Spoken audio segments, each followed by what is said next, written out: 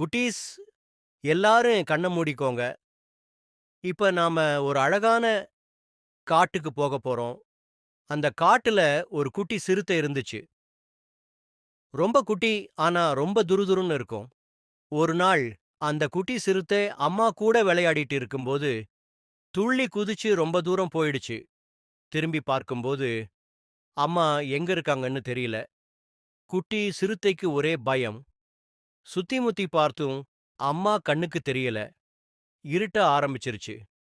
குட்டி சிறுத்தைக்கு ரொம்ப கஷ்டமா இருந்துச்சு. ஆனாலும் அது அழல. தைரியமா தன்னோட சின்ன கால்கள வச்சு நடந்து போச்சு. வழியில நெறைய மரங்களையும், செடிகளையும் பார்த்தது. சில நேரத்துல சின்ன சின்ன சத்தங்கள் கேட்டு பயந்துச்சு. அப்போ அந்த வழியா ஒரு அழகான வண்ணத்து பூச்சி பறந்து போச்சு. குட்டி சிறுத்தை அந்த வண்ணத்து பூச்சிய கொஞ்ச தூரம் ஃபாலோ பண்ணுச்சு. அந்த வண்ணத்து பூச்சி ஒரு ஆத்து ஓரமா போச்சு. அந்த ஆத்துல தண்ணி சலசலன்னு ஓடிட்டு இருந்துச்சு. குட்டி சிறுத்தை அந்த தண்ணிய குடிச்சு தன்னோட தாகத்த போக்கிக்கிச்சு. அப்புறம் அந்த ஆத்து ஓரமா மெதுவா நடந்து போச்சு.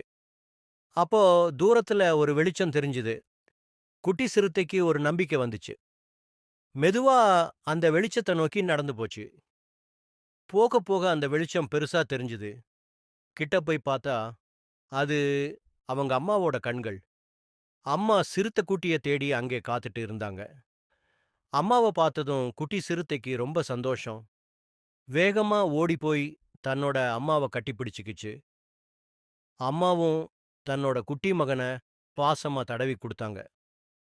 அப்புறம் 2 பேரும் சந்தோஷமா அவங்க வீட்டுக்கு போனாங்க.